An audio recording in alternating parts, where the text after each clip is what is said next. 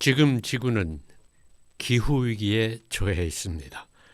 그래서 자원을 재활용해 탄소 배출을 줄이자는 운동도 펼쳐지고 있습니다.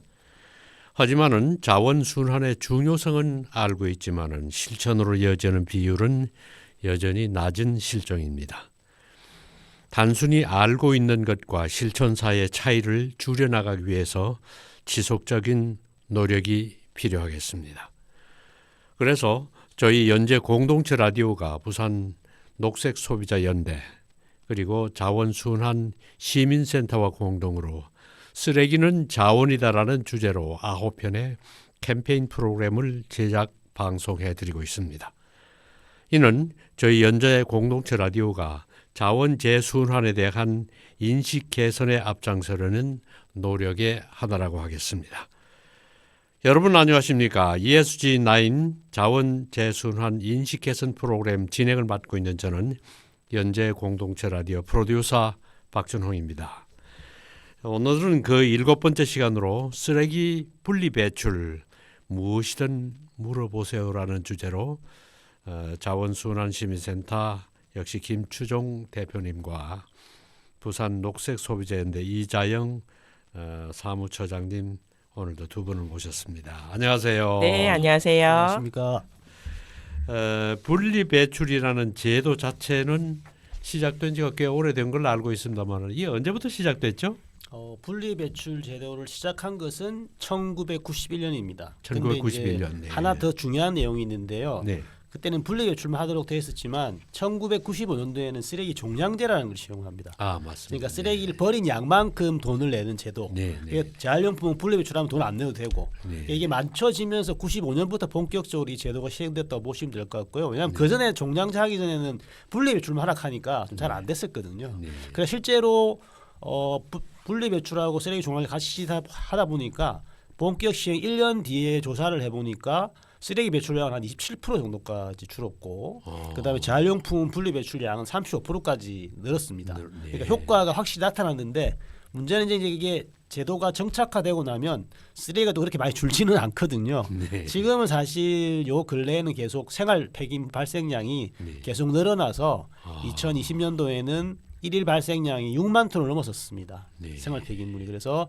지금 시점쯤에는 이 분리배출 제도와 쓰레기 종량제 제도를 다시 한번 잘 점검을 해서 보완 사항이 좀 필요할 것 같고요. 그래야 좀 쓰레기가 더 계속적으로 줄어들 것 같습니다. 네. 종량제 실시 이후 잠시 배출량이 줄었다가 다시 또 늘어나는 추세라는 네. 얘기군요. 네. 쓰레기 종량제 봉투 속을 보면은 분리 배출할 수 있는 자원들이 많다고 들었거든요. 어떻습니까?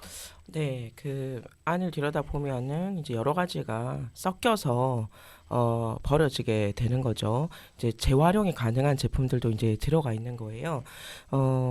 그 70% 정도가 이제 재활용이 가능한 그런 그 쓰레기가 함께 버려졌다 이렇게 좀 알려져 있고요. 네. 이제 음식물 쓰레기도 버리는 경우가 또 상당히 많아요. 근데 음식물 쓰레기 같은 경우에도 이제 뭐 여러 가지 바이오 가스라든가 이런 부분으로 또 이제 활용을 또 할 수도 있고 따로 별도로 분리 배출을 했을 때 사료를 하는 경우도 있고 하지만 이제 그것들을 이제 귀찮으니까 또 이제 음식물 쓰레기조차도 종량제 봉투에 버리는 경우도 있고 또 이제 여러 가지 음료수 뭐 종이팩이라든가 이런 것들도 이제 내용물이 이제 조금 남아 있는 상태에서 뭐 그걸 그대로 이렇게 거기다가 확 이렇게 버린다라든지 이런 경우들이 굉장히 많죠. 근데 이제 우리가 쓰레기 발생을 최소화해야 되는 거잖아요. 네. 그래서 우리가 이제 구매를 하고 사용을 하고 폐기를 했을 때 거의 이런 것들이 이제 쓰레기 양이 이제 최소화돼야지 되는 건데 그럼 우리가 산 물건들을 쓰고 나서 어떻게 되는 거냐? 이 쓰레기 어디로 가냐? 땅에 묻지 않으면 태워서 버리는 거잖아요. 네. 매립 아니면 소각을 하게 되는 부분인데 지금은 좀 매립이 좀 어려운 그런 그 점점 이제 지자체별로 네. 또 이제 여러 그 님비 현상이나 이런 것들로 이제 어떤 그 이제 그 매립에 대한 부분들이 또 문제가 되고 있어서 이런 부분들을 이제 많이 획기적으로 줄여가야 되는 그런 어떤 부분인데 이 쓰레기 양이 1인 가구 많이 또 늘어감에 따라서 또 이제 분리 배출이 좀 제대로 되지 않는 부분이나 또 이제 종량제 봉투에 재활용되는 부분을 분리 배출하지 않고 버리는 그런 부분들이 분명히 좀 있거든요. 현재 그 1인 가구의 비중이 2022년도 데이터 통계청의 데이터로 34.5%로 그렇게 조사가 되어져 있어요. 네. 쓰레기 그 음식물 쓰레기를 종량제 봉투에 버리는 경우도 아직도 있다는 얘기고 네. 그리고 님비 현상. 네. 내가 사는 지역에는 뭐 쓰레기 매립장 같은 거 오지 마라. 네. 맹렬하잖아요, 그죠? 네. 그런 여러 가지 그리고 어려움이 있군요. 지금 생곡마을도 이제 뭐 타결이 됐다고는 하지만 네. 생곡마을의 주민들과 이제 매립장 이 부분에 대한 어떤 그런 갈등의 문제들이 좀 그간에 있어 왔죠. 분리 배출을 제대로 하면은 봉투값도 절약되지 않습니까? 네, 맞습니다. 앞에 제가 잠깐 설명드렸는데 못 쓰는 쓰레기는 쓰레기 종량제 봉투에 버려야 되는데 그걸 사서 버려야 되거든요. 네. 연제구 기준으로 하면 5리터짜리가 200원이고 10리터짜리 종량제 봉투가 390원입니다. 그러니까 거기다가 쓰레기를 많이 넣지 않고 조금만 버린다면 그만큼 종량제 봉투를 덜 사도 되는 거고 그다음에 재활용품은 배출을 하면 공짜로 배출을 하는 거기 때문에 우리가 재활용품을 쓰레기 봉투에 넣지 않고 한다 그러면 분리 배출할 수 있고 그다음에 종량제 봉투를 줄일 수 있기 때문에 뭐 사실 솔직히 말씀드리면 쓰레기 종량제 봉투 가격이 막 비싸지는 않습니다. 방금 말씀드린 대로 비싸지는 않는데 그래도 그걸 통해서 종량제 봉투도 아낄 수도 있고 또 그러니까 방금 말씀하신 것처럼 소각이나 매립될 뻔했던 재활용품들을 살려서 재활용도 할 수 있는 거기 때문에 네. 쓰레기 분리 배출 잘하시고 쓰레기를 줄이면 종량제 봉투 값도 줄어들고 환경도 좋아집니다. 네. 먼저 가정에서의 분리 배출이 가장 중요할 것 같은데 말이죠. 간단하게 그 순서를 말해 주신다면은. 비우고 헹구고 또 분리하고 썩지 않는다. 네. 앞 글자만 좀 따보면 비행 분석 이렇게 좀 외우면은 좀 외워질 것 같아요. 그죠? 예, 비유 안에 내용물 뭐 음료수 같은 거 요구르트 뭐 조금 남아 있는 그 찐득하게 들러붙을 수 있잖아요. 비우고 네. 또 그것들을 이제 이게 비운 다음에 또 물로 헹구고 예, 그리고 분리를 해야 되는 거죠. 예, 다 이제 각각의 재활용별로 분리를 하고 또 썩지 않아야 된다. 네. 또 종이 폐기물에 있어서 신문지와 뭐 종이 박스와 이런 것들이 막 있게 되는데 거기에 또 우유팩 말씀도 여러 차례 많이 드렸잖아요. 그래서 네. 그 될 수 있으면 지자체별로 이게 다를 수 있는데요. 우유팩만 따로 모으지 않습니다. 우리 지자체는 그런 곳도 있을 수 있는데 그렇다라면 종이 쓰레기와 함께 이제 내지만 종이팩, 신문지 뭐 이런 부분들은 또 이제 분리해서 또 이렇게 섞이지 않게 그렇게 또 버리셔야 되겠습니다. 네. 예. 비행 분석. 예. 네. 비행 분석 네. 잊지 않아야 되겠습니다. 가정에서 많이 나오는 것 중에서 음식물 쓰레기가 아닐까 싶은데 이것도 재활용이 되나요? 음식물 쓰레기도? 네, 음식물 쓰레기 재활용률은 저희가 거의 세계에서 탑 수준입니다. 거의 대부분을 재활용한다고 보시면 되는데요. 네. 가장 많은 비율을 차지하는 것은 사료나 퇴비를 만드는 겁니다. 아. 그래서 동물의 먹이로 준다거나 아니면 그걸 퇴비를 만들어가 땅에 이렇게 뿌리는 그런 형태가 많고 요즘은 이제 좀 많이 하는 늘어나는 추세가 이걸 가스를 발생시킬 수가 있거든요. 아. 메탄 가스를. 그럼 네. 이제 그걸 이제 정제해서 그 가스 자체를 에너지로 쓸 수도 있고요. 아니면 네. 그 가스를 태워서 전기를 발생시키는 요 활동도 지금 진행을 하고 있습니다. 그래서 아직까지는 비율이 적은데 이제 국가적으로 환경부 차원에서도 지금 점점 더 이제 에너지화 시키는 쪽으로 많이 가려고 하고는 있죠. 왜 그러냐면 사료를 만든다고 하더라도 사람이 음식물 쓰레기를 버린 걸 가지고 사료를 만들어 동물 먹인다는 좀 그런 문제도 있고요. 그 다음에 퇴비도 마찬가지로 우리나라 같은 경우는 사실 퇴비가 만들기가 좋은 조건이 아닙니다. 여러 가지 유기성 물질도 많은데다가 수분도 많이 들었잖아요. 거기다가 염분이 또 많이 들었거든요. 네. 그래서 좀 적합하지 않을 수도 있는데 하여튼 그걸 통해서 이렇게 만들고 있기 때문에 가장 많은 게 사료 퇴비. 그 다음에 요즘 가장 새롭게 바뀌고 있는 것이 가스를 만들어서 에너지화하는 그렇게 세 가지 방식으로 재활용을 하고 있다고 보시면 될 것 같습니다. 네, 제가 언젠가 SNS 본 것 같은데 음식물 쓰레기로 버리던 계란 껍질 있잖아요. 예. 이게 뭐 금년부터는 종량제 쓰레기 봉투에 버려라 뭐 이런 얘기 들은 것 같은데 제가 잘못 알고 있나요? 맞습니다. 그 딱딱한 그런 껍질 같은 경우에는 그 음식물 쓰레기로 분리 배출 같이 되면 사료나 퇴비를 만들 방해가 되거든요. 아하. 그렇기 때문에 그것은 절대로 섞어 버리지 마시고 종량제 봉투로 버리는 것이 분리배출된 음식물 쓰레기가 제대로 재활용될 수 있는 조건을 만들어주는 겁니다. 방금 말씀하신 그런 달걀 껍질 말고 그 동물의 뼈 같은 것도 있지 않습니까? 네네. 이런 딱딱한 것들도 사실은 종량제 봉투로 버려야 되지 음식물 쓰레기하고 섞이게 되면 재활용하는 과정에서 상당히 좀 많은 어려움을 초래할 수밖에 없습니다. 옥수수 대도 마찬가지고 옥수수 때. 예, 망고 안에 들어있는 식시 뭐 이런 것도 마찬가지고요. 그러니까 기준이 사료와 퇴비를 만들기 때문에 네. 사람이 먹기 힘들어서 배출한 것들은 동물의 사료도 힘들거든요. 그렇겠죠. 사료의 기준을 맞춰야 되기 때문에 그래서 방금 말씀하신 그런 것들도 음식물 쓰레기 포함시키지 말고 가슴이 아프더라도 종량제 봉투에 버리실 수밖에 네, 없겠습니다. 잘 알겠습니다. 예. 저도 꼭 실천하겠습니다. 건전지, 형광등, 의약품 같은 건 말이죠. 이게 어떻게 분리 배출해야 되나요? 건전지하고 이제 형광등에는 그 여기 이제 수은 같은 그 오염물질이죠. 네, 네, 예, 있거든요. 중금속이 있거든요. 네. 그래서 또 형광등 같은 경우에 지금은 그런 경우가 잘 없는데요.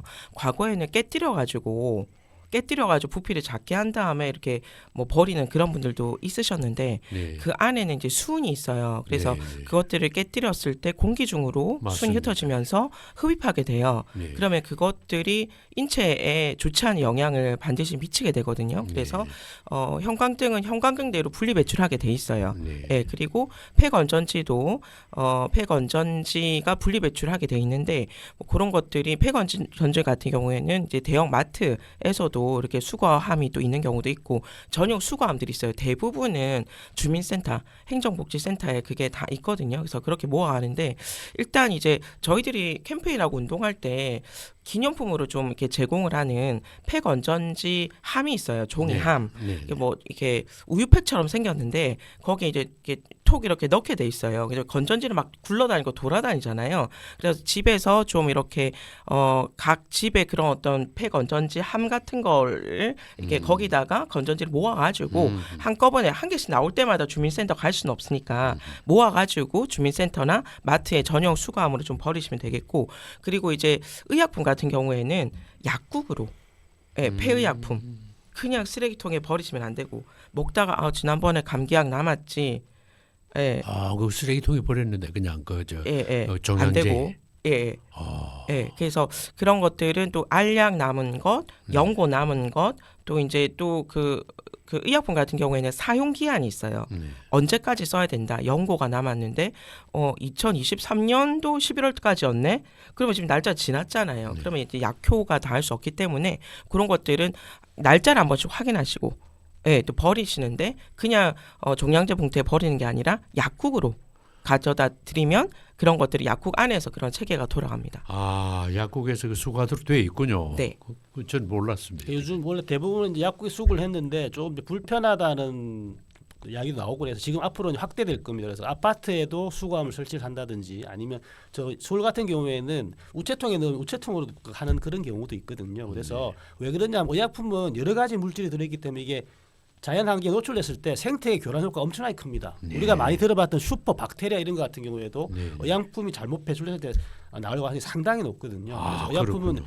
이 쓰레기 봉투 태울 거 아니야라고 해서 쉽게 생각하시고 버리는 게 아니라 꼭 정해진 루트로 해가지고 약국에 폐약품 수거함이라든지 아니면 공동주택이라든지 다른 곳곳에 지금 확장되고 있는 폐약품 수거함에다가 딱 모으셔야 아주 정확하게 안전하게 처리를 할 수 있도록 그렇게 들고 가야 돼요. 그래서 뭐 딱히 약 살 일이 없을 때에도 저는 그래서 폐의약품 버리러 왔습니다. 약사님한테 이렇게 얘기하고 주거든요. 근데 좀 약간 얼굴을 좀 이렇게 좀 미안한 생각이 드는 분들도 있으실 것 같아요. 네.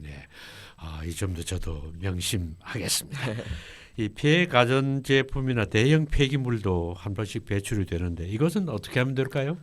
가전제품은 두 가지로 분류를 합니다. 소형 가전제품과 대형 가전제품으로 분류를 하는데 대형 가전제품 같은 경우에는 인터넷이나 전화로 신청하는 방법이 있거든요. 그거 아마 홈페이지 쳐보시면 검색해 보시면 다 나옵니다. 그렇게 해서 신청을 하게 되면 무상으로 수거를 합니다. 옛날에는 사실은 돈을 주고 수거를 했는데 무상으로 수거하는 제도가 도입됐고요. 작은 가전제품 같은 경우에는 부산이 가장 먼저 시행을 했는데 공동주택에는 전용 수거함을 만들었습니다. 소형 가전제품만.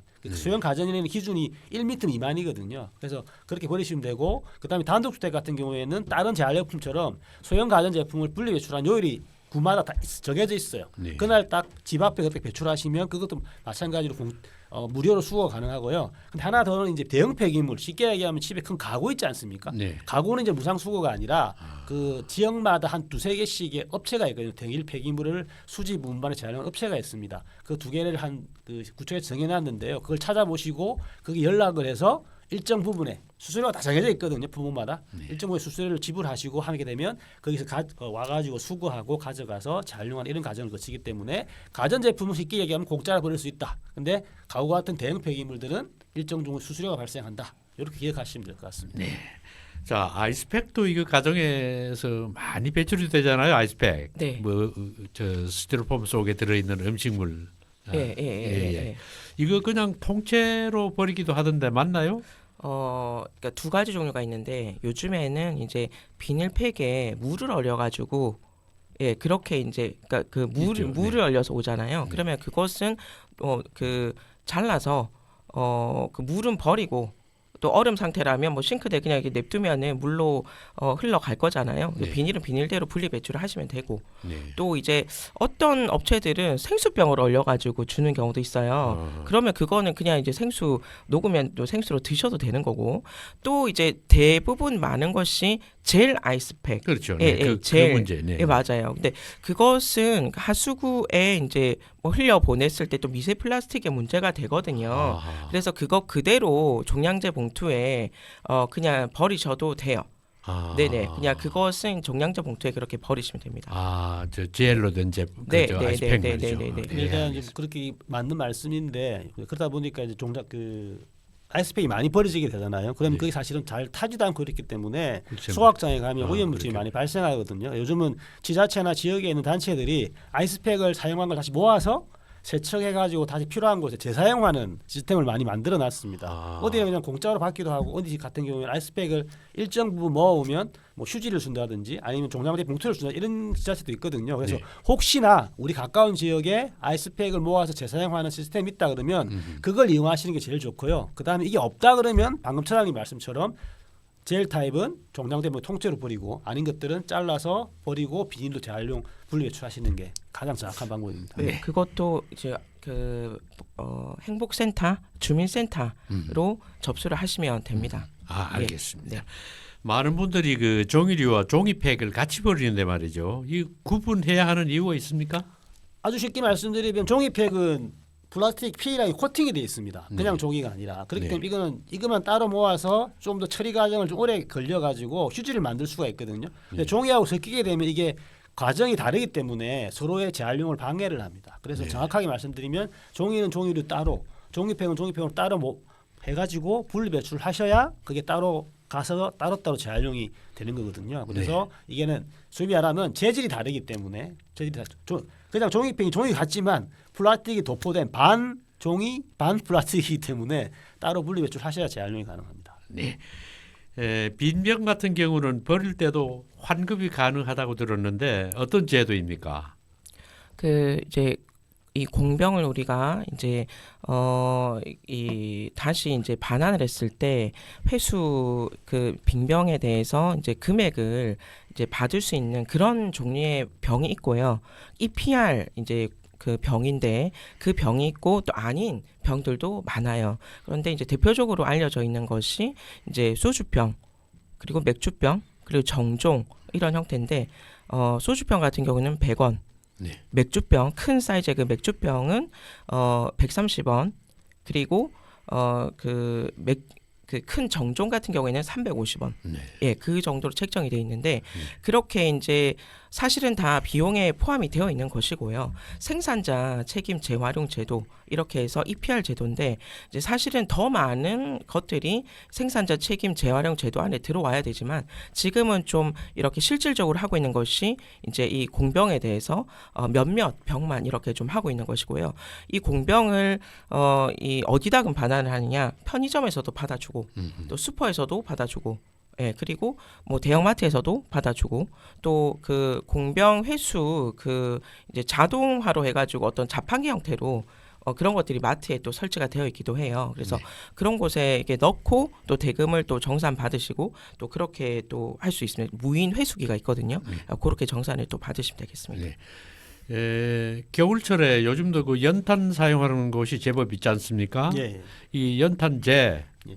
이거 어떻게 배출해야 됩니까? 연탄재는 이거는 이제 돈을 낼 필요는 없는 품목이거든요. 네. 그래서 그 일반적인 비닐 봉투 같은 데 넣어 가지고 가정에서 배출하시면 무상으로 수거 가능하고요. 네. 제가 찾아보니까 이 연제구는 화요일 날 연탄재를 배출한 날이 돼 있더라고요. 아. 그래서 혹시나 연탄재가 있는 가정이라 그러면 비닐 네. 봉투에다 넣어서 집 앞에 내두시면 안전하고 깔끔하게 아마 수거를 해 가실 겁니다. 네. 이 고철류 중에서 비철 금속이라는 것이 있는데 말이죠. 이 어떻게 버리는지 궁금하게 생각하는 분들이 들어 있는 것 같습니다. 좀 안내해 주시겠습니까? 네, 뭐 알루미늄 캔이다 이렇게 생각하시면 될 것 같고요. 뭐 맥주 캔도 있고, 예, 뭐 그 커피가 담겨져 있기도 하고, 또 부탄가스 캔. 그것도 또 생각을 하시면 될 것 같은데요. 그런 것들을 일단 이제 다 비우시고 헹구시고 이렇게 하고 또 부탄가스 같은 경우에도 가스를 제거한 다음에 그렇게 또 버리셔야 돼서 내용물을 버리고 그렇게 이제 그 헹구고 이렇게 버리셔야 돼요. 또 이제 스팸의 그 우리 햄 같은 네. 경우에는 거기에 또 이제 플라스틱 노란색 플라스틱 뚜껑 같은 게 있습니다. 네. 있잖아요. 네, 그래서 그건 분리를 해야 예, 돼요. 굳이 그게 이제 필요 없는데 이렇게 좀 이렇게 이 처음 이렇게 포장재로 그게 이제 딸려 오거든요. 근데 네. 그거는 그것대로 플라스틱에 분리해서 배출하셔야 되는 거죠. 네. 이물질이 뭐 섞이지 않아야 된다 이런 얘기죠. 네. 네. 오늘 그 분리 배출 방법에 대해서 알아봤습니다만은 우리나라에서 자원 재활용이 특히 더 중요한 이유가 있을까요? 일단 뭐 간단하게 말씀드리면 일단 쓰레기를 줄이고 우리가 배출을 적게 해서 소각이나 매립을 적게 우리가 환경을 지킬 수 있는 이유가 가장 중요한 이유긴 한데요. 그러니까 우리나라의 특수한 사항을 좀 들어보시면 우리가 사실은 강물 자원 같은 거 거의 90%를 다 수입하지 않습니까? 네. 에너지도 거의 97%를 수입합니다. 그만큼 자원이 없는 나라라는 뜻이죠. 그렇죠. 그래서 지금 같은 시스템에서 우리나라 같은 경우는 더더욱 더 쓰였던 것들을 다시 재활용해서 다시 활용하지 않으면 이걸 감당할 수가 사실은 없는 나라입니다. 그렇기 때문에 특히 우리나라 같은 그래야 되고 특히 하나 더 말씀드리면 대한민국은 1인당 발생량은 그렇게 높지는 않지만 아주 독보적으로 높은 게 하나 있습니다. 단위 면적당 쓰레기 발생량은 독보적으로 높죠. 왜? 땅은 좁은데 많은 사람이 살기 때문에 단위 면적당 발생이 많을 수밖에 없는 거예요. 그러면 그 많이 나오는 쓰레기를 과연 어디다가 태우고 어디다 묻을까? 예, 지금같이 많이 나오는데 계속 소각하고 매립한다면 그건 거의 불가능하거든요. 그래서 한국은 처해진 조건을 봤을 때 땅이 좁은데 사람이 많이 살아서 너무 많이 나오고 그다음에 원래 자원도 없잖아요. 너무 많이 수입을 하는데 그런 이유에서라도 줄이고 나온 것들은 최대한 재활용을 잘해서 순환을 시켜야 우리 사회가 그나마 건강하게 돌아갈 수 있기 때문에 특히 대한민국은 분리배출과 재활용이 너무나 중요한 나라라고 저는 생각합니다. 단위 면적당 쓰레기 배출량이 세계에서 가장 높다고 하셨는데 인구 밀도가 높은 거하고도 연관이 있겠죠. 그렇죠. 좁은 땅이 많이 사시니까요. 예. 네. 광물 자원의 90%, 에너지 자원의 97%를 수입하는 우리나라입니다. 그죠? 그렇죠. 예. 그래서 자원이 되는 쓰레기 이것도 분리 배출을 잘 하면은 모르겠습니다. 혹시 또 광물이나 그 에너지 수입이 약간 수입량이 줄지도 모르겠군요. 또 예. 이런 게 있어요. 또 이제 휴대폰. 네. 휴대폰을 또 그냥 이제 우리가 안 쓴 휴대폰을 뭐 2년이나 3년마다 교체를 많이들 하세요. 지금도 이제 신규 제품들이 또 출시가 지금 이제 사전 예약하고 그러는 또 시기이긴 한데요. 휴대폰을 그냥 또 버리시면 안 되는데 거기에도 중금속도 있지만 또 희유금속이라고 해서 뭐 팔라듐이라든가 또 이제 거기에 또 뭐가 있냐면은 금이 있어요. 금. 네, 네, 그래서 그래서 그걸 도시광산이라고 하거든요. 아, 도시광산. 네네네. 그래서 그런 어떤 휴대폰들만 따로 이렇게 그걸 재처리하는 그런 업체들이 있습니다. 그래서 거기 안에서 금을 뽑아내는 거예요. 그러면 이제 광산에서 금을 캐는 것보다 휴대폰 안에서 금을 이렇게 채취하는 것이 훨씬 더 이렇게 채취가 더 용이한 거예요. 네, 그래서 그런 이 휴대폰 같은 경우에도 이제 소형 그 폐가전 그 제품으로 이제 그거는 이제 그렇게 버리는 경우도 있고 요즘에는 또 이제 그것들을 그래서 사기도 해요. 많이 업체들이 매입을 해가지고 사기도 하거든요. 근데 그런 것들을 또 그냥 함부로 뭐 지금 내가 안 써 이러면서 버리시면 안 되겠다. 중금속도 있고 또 이런 어떤 이점이 또 이제 희우금속에 그런 어떤 이점들이 있더라. 요 직전에 사용하던 휴대폰도 지금 제가 어디 뭐 어떻게 처리할 줄 몰라서 업소에서 안 받는다 하더라고요. 그래서 집에 있죠. 아주 옛날 거 있잖아요. 옛날 야, 구형도 예. 보니까 서랍에 그냥 그 여기저기 돌아다니는데 네. 그것도 제가 어떻게 거기 처리 안에도 자- 금이 있어요. 예, 네네. 잘 처리를 해야 되겠군요. 우리나라 같은 경우에는 장롱 속에서 잠자는 그 옷도 많지만 얼마 전에 옷 이야기 말씀드렸지 않습니까? 휴대폰은 상당히 많다고 지금 데이터가 나와 있거든요. 그럴 것 같아요. 네, 그게 사실은 아무 써지지도 않고 있는데 그게 충분히 자원이 되는 거잖아요. 말씀드렸던 다양한 중요한 자원들이 들어있기 때문에 가급적 정말 쓸 수 없다면 자원으로 다시 재활용해가지고 강물 자원을 더 뽑아오지 않고도 충분히 좋은 제품을 만들 수 있도록 활용하는 게 되게 중요할 것 같습니다. 네, 여전히 많은 자원이 재활용되지 않고 또 소각되거나 매립되는 현실이 안타깝습니다. 시민들에게 당부하고 싶은 말씀이 있다면은 해주시죠. 네, 먼저. 뭐 이렇게 여러 가지 정보들을 지금 다 기억하실 수는 없잖아요. 그래서 앱을 이렇게 저렇게 조금 다시 좀 살펴보았는데 내 손안의 분리배출이라는 앱이 있거든요. 네. 네, 거기 안에 뭐 여러 가지 이제 FAQ라든지 뭐 그 품목별로 또 정리가 또 잘 돼 있고 검색을 또 해보실 수 있어요. 그래서 그 앱을 내 손안의 분리배출이라는 앱을 환경부 또 이제 환경공단 또 뭐 제 그 포장재 뭐 그 공제조합이라든가 그런 업체들이 함께 다 하고 있기 때문에 그 앱에서 또 궁금한 점들은 찾아보실 수도 있겠고 아까 저도 이제 그 아이스팩을 또 수거하는 곳을 이제 살펴보니까 거기 그 주민센터 이런 어떤 목록도 있더라고요. 그래서 그런 부분들을 또 앱을 통해서 또 참고하시면 도움이 될 것 같아요. 네. 예, 그 앱은 좋은 말씀이고 일반적인 사항이 많이 나와 있는데 자기 지역 그 특성적으로 알고 싶다 그러면 가장 전통적인 방법이 여기 연제구잖아요. 네. 연제구청 홈페이지에 가시면 쓰레기 배출 방법, 재활용 어떻게 하는지 쭉 다 나와 있습니다. 네. 그걸 봐서도 조금 애매한 것들은 어떻게 한다? 연제구는 제가 알기로 찾아보니까 자원순환과더라고요. 자원순환과에 전화하셔가지고 조금 애매한 사항이 있다면 또 물어보시면 요즘 공무원들 되게 친절하시잖아요. 잘 설명해 드릴 거기 때문에 웹도 활용하시고 지역에 있는 구청의 홈페이지도 활용하시고 직접 전화도 해보시면서 아주 편안하게 그리고 쉽게 분리배출하고 재활용할 수 있도록 도와주시면 많은 자원 우리가 쓰지 않고도 충분히 행복하게 살 수 있을 것 같습니다. 네. 더 많은 자원이 재순환됐으면 좋겠습니다. 오늘 두 분 함께해 주셔서 감사합니다. 네, 수고하셨습니다. 고맙습니다. 네, 고맙습니다. 지금까지 자원순환시민센터 김추종 대표와 부산 녹색소비자연대 이자영 사무처장이었습니다. 네, 이 프로그램은 BEF 부산 사회적 경제 지원 기금의 도움을 받아서 제작됐습니다. 다음 이 시간에는 자원 재순환 인식 개선 토론회가 준비되어 있습니다. 여러분의 많은 청취 부탁드립니다. 양희은의 아름다운 것들 들으시면서 이 시간 여기서 마치겠습니다. 감사합니다.